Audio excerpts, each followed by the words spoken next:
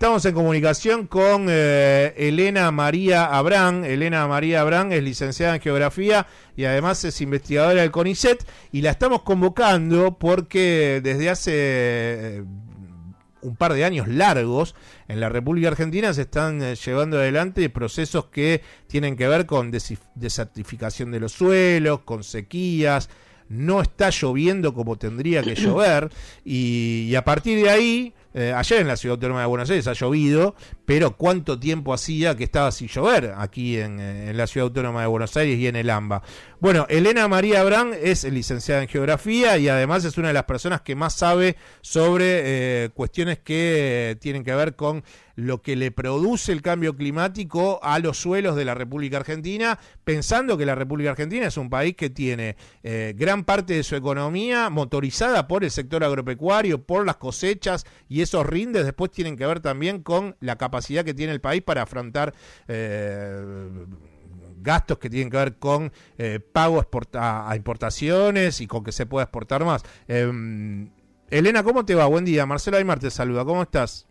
Buen día, Marcelo. Muy bien, muy bien. Bueno, me alegro. Estaba haciendo una especie de fijar ciertos puntos de manejo de lo importante que es el campo en la economía de la República Argentina, pero más allá de eso, que tiene que ver con una mirada más socioeconómica, sí que nos cuentes desde la especialidad qué es lo que le está pasando. Algunos dicen que es por este efecto de la Niña, que ya lleva casi 3 años, que es un fenómeno climático que ha dejado a vastas zonas del planeta y también a la República Argentina con una escasez de lluvias brutales. Pero ¿cómo se explica eso y cómo repercute en el suelo de las regiones que tienen un trabajo de cosecha en la República Argentina? Bueno, sí, tenés razón. Hace 3 años que estamos bajo la influencia del fenómeno meteorológico de la Niña. Y ese es un fenómeno cíclico que se produce en esta zona y que genera concretamente sequías en el área. Sí. Eso, la sequía es un evento extremo en la zona núcleo del país. Bueno, yo estoy en Mendoza. Sí. Pero en la zona núcleo, productora de trigo, ya lleva también más de 3 años, llevamos con las precipitaciones por debajo de la media, o sea, muy seco, muy seco.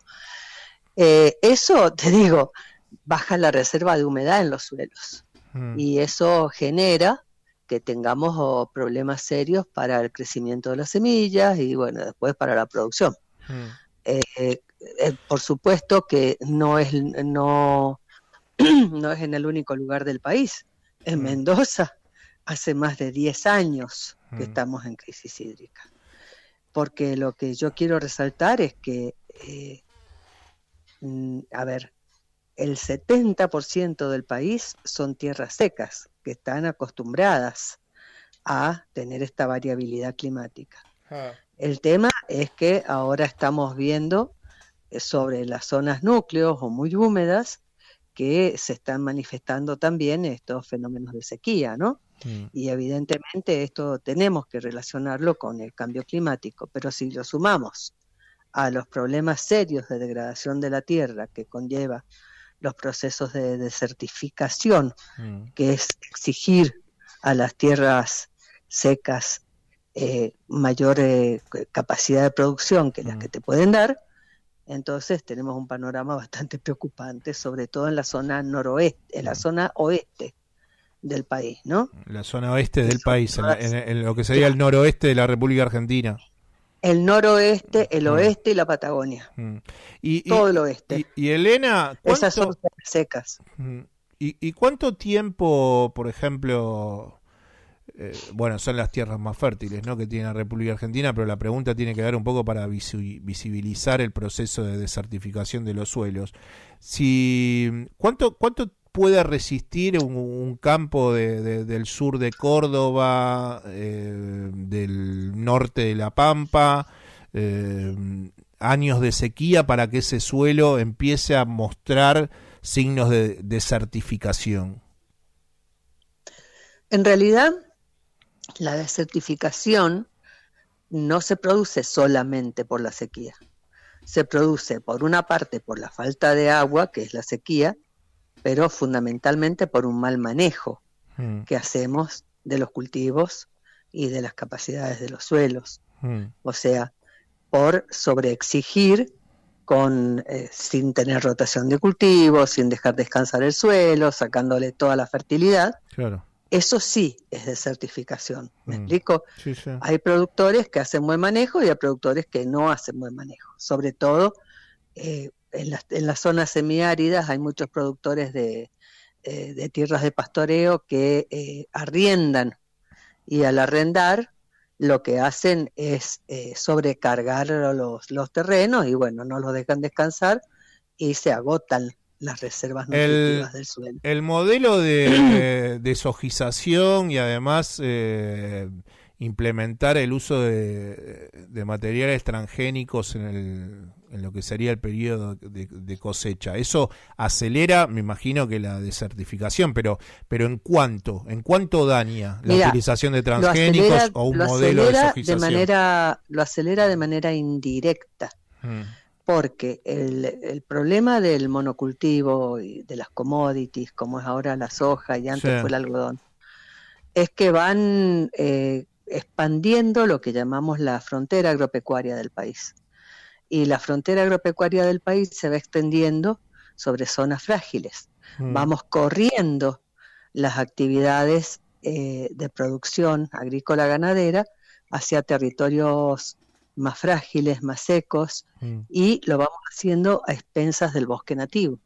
Si vos vieras las imágenes, por ejemplo, de los satélites que pasan sobre Argentina en la noche, verías la gran cantidad de incendios provocadas para hacer desmontes y las luces de las máquinas que están desmontando el bosque a razón de muchísimas hectáreas por año, ¿no? Claro. Hay cifras que dicen que se desmontan 2 veces la superficie de la capital por año. El otro día estaba mirando un documental y yo estaba ya pensando comunicarme contigo, que hablaba que el Imperio Romano en su momento fue beneficiado por la estabilidad que los climas de ese momento, la cuestión climática le daba a sus cosechas, y bueno, eso sirvió para la ampliación que también tuvo Egipto en su momento, bueno, también la tuvo el Imperio Romano con sus cosechas, y que también eso fue en contra cuando se terminó lo que se denomina la época de bronce, la edad de bronce, porque ahí fueron, claro, porque ahí fueron los pueblos del mar, o los que ellos denominaban los pueblos del mar, que atacaban a grandes ciudades que bordeaban el Mediterráneo, en Medio Oriente, y que en realidad estos pueblos del mar terminaban atacando estas ciudades y llegando a las orillas del Mediterráneo porque estaban escapando de una hambruna que también tenía que ver con el calentamiento global que en ese momento tenía el planeta Tierra, y la pregunta tiene que ver con nosotros hoy en día estamos viviendo procesos de hambruna en vastas zonas del Cuerno de África, y además el invierno que se avecina en Europa dicen que va a ser durísimo, vienen de una sequedad con temperaturas récords en Reino Unido, incendios en gran parte de Francia, han tenido también una sequía en Europa importante, y además, bueno, la sequía que está teniendo California en Estados Unidos desde hace ya varios años. ¿Cuál es el panorama que ves, no solamente desde la Argentina, sino cuando abrís y el entendimiento lo haces a nivel global de qué le puede suceder con estos procesos de sequía que lleva adelante el calentamiento global? Es más grave que los procesos de sequía. El calentamiento global está produciendo cambios ambientales a nivel global. O sea, estamos asistiendo a una intensificación, por ejemplo, de los eventos extremos, como huracanes, sequías. Realmente, si lo comparamos el escenario de emisiones de carbono a nivel global y el calentamiento con un mapa de degradación de la Tierra a nivel global, te das cuenta que el planeta está en un momento bastante peligroso para la continuidad de la producción agrícola. Y sí, vos tenés razón, las relaciones de la sociedad con el ambiente y especialmente con el clima son fundamentales. Eso, los hechos históricos te lo demuestran. Hay hipótesis también que que hasta en las sociedades prehispánicas en América, los mayas sufrieron sequías extremas y desertificación de sus sistemas, y por eso fue parte de la decadencia de los mayas, ¿no? Sí, sí. Pero sí, yo también te diría se nota en que... los incas, ¿no? En algún momento del periodo. ¿Cómo? Que también se nota en algún periodo de lo que fue el imperio inca, ¿no? En la zona de Perú también tuvieron procesos de sequías. Sí, pero no, bueno, lo de los incas es otra cosa, y fue realmente la presión ejercida por la colonización, por los conquistadores Sí, no, españoles, eso fue, sí, el imperio. Sí, no, pero previo a eso también, como en realidad tenían... te digo que las prácticas sustentables de riego de los incas y de los pueblos prehispánicos son dignas de... Sí, no, son un ejemplo. Mejor conocimiento. Son un ejemplo, sí. Aprovechaban mucho mejor sus territorios que nosotros.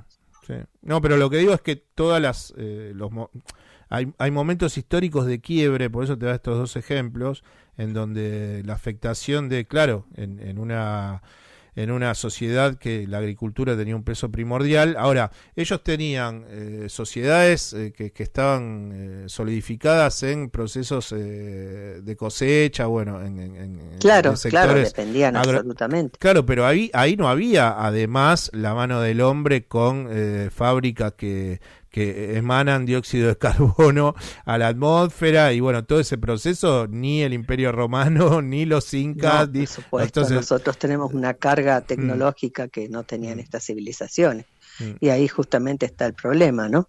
En la actualidad. Y una cosa que está muy relacionada con esto son los incendios. Claro. O sea, en un ambiente con mucho calor y con sequía, es una fija el incendio. Y aparte, en Argentina estamos acostumbradas a los incendios intencionales que tienen que ver con el mercado inmobiliario. Elena, y todo esto tiene que ver con que la niña ha tenido más de una temporada llevándose adelante como fenómeno climático, o vos considerás que en los próximos años se van a agudizar aún más porque tiene una directa relación la sequía con que el planeta no baja los efectos de gases de efecto invernadero? O sea, ya estamos disparados a que eso va a aumentarse. El mapa de la desertificación va a aumentar. Va a aumentar porque no estamos cumpliendo las metas de bajar el efecto invernadero, y estos eventos extremos como las sequías se van a hacer cada vez más extremos. Claro.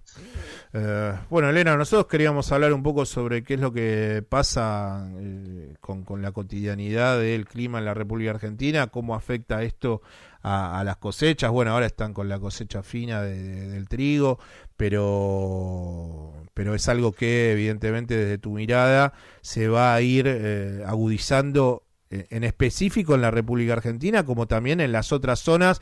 Esa sería como una última pregunta, Elena. En las zonas en donde ya hubo fuertemente sequía, que eran algunas de los lugares que yo te decía, ahí hay un camino que no tiene ningún tipo de reversión. O sea, va a haber aún más sequedad de los suelos en el Cuerno de África, en California, en las zonas de la República Argentina que ya están presentando suelos con algún proceso de desertificación. Sí, porque en realidad van a enfrentar problemas de desertificación. La desertificación es la conjunción de los eventos del clima, como la sequía, y el mal manejo de los sistemas agrícolas y urbanos. Así que lamentablemente el pronóstico es ese, se van a agudizar. Bueno, Elena, buen fin de semana, muchísimas gracias por estos minutos. Bueno, estaremos hablando más adelante, y te mando un beso. Un abrazo. Gracias. Quien está hablando con nosotros era Elena Abrán, quien es licenciada en Geografía y además es investigadora del CONICET.